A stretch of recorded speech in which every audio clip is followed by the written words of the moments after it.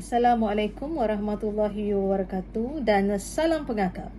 Saya Nihayah binti Syahdan, pemimpin pengakap kanak-kanak kumpulan 34 Sekolah Kebangsaan Felda Ulu Tebrau, Pasir Gudang akan membentangkan mengenai pautan informasi pengakap kanak-kanak kumpulan 34 Sekolah Kebangsaan Felda Ulu Tebrau secara digital.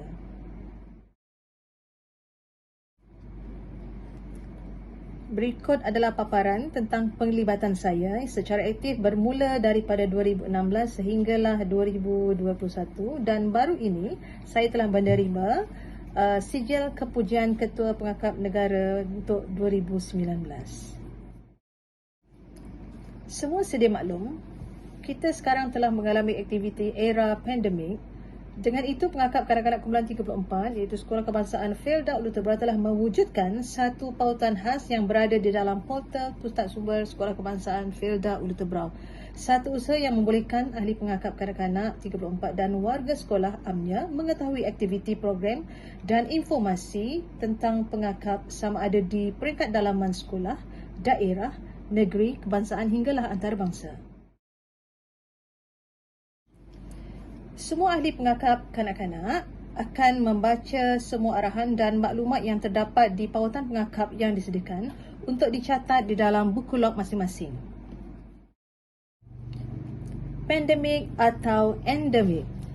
Kita kena bersedia sama ada pandemik atau endemik, bersemuka atau dalam talian. Informasi pengakap di pautan khas memudahkan murid mendapatkan maklumat terkini. Berikut adalah antara objektif-objektif mengapa saya mewujudkan pautan pengakap. Yang pertama ialah informasi, di mana ia boleh memberi maklumat tentang aktiviti pengakap secara dalam talian. Yang kedua, promosi.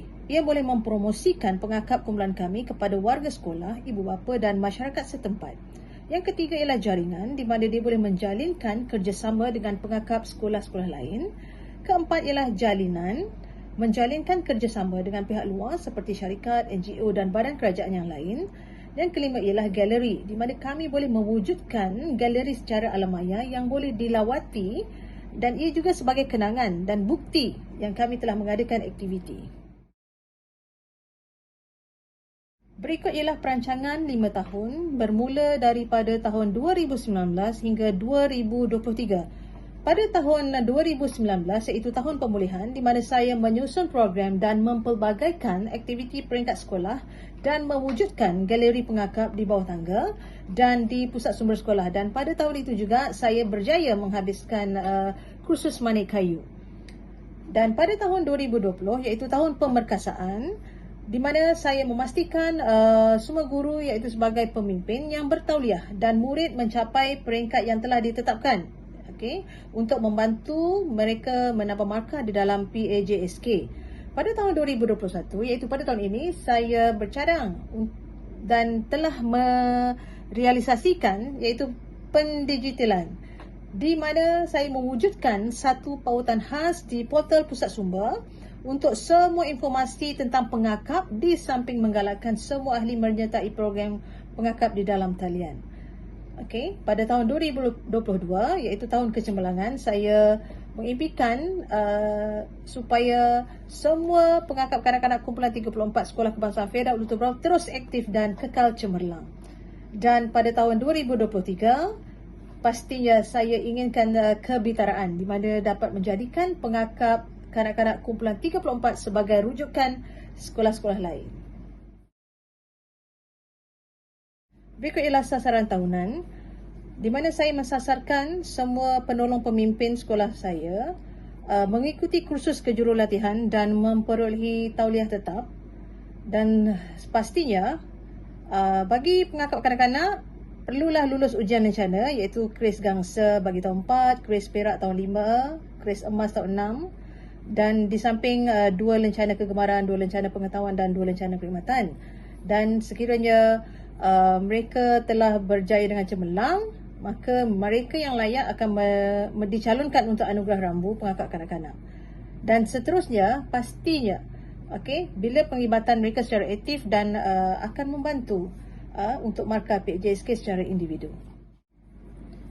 Ini adalah tata cara untuk kepautan pengakap kanak-kanak kumpulan 34 Okey, anda boleh nampak paparan portal Pusat Sumber Sekolah Kebangsaan Federal Dr. Brown dan klik pada link yang berikut, iaitu yang pertama. Kedua, anda boleh klik pada pautan pengakap Sekolah Kebangsaan Federal Dr. Brown.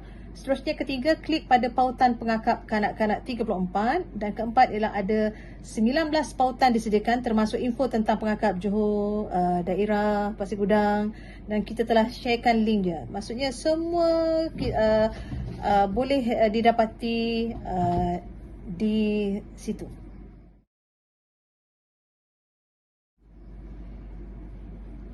Okey, saya ambil satu contoh, iaitu klik bawah tajuk program dan aktiviti.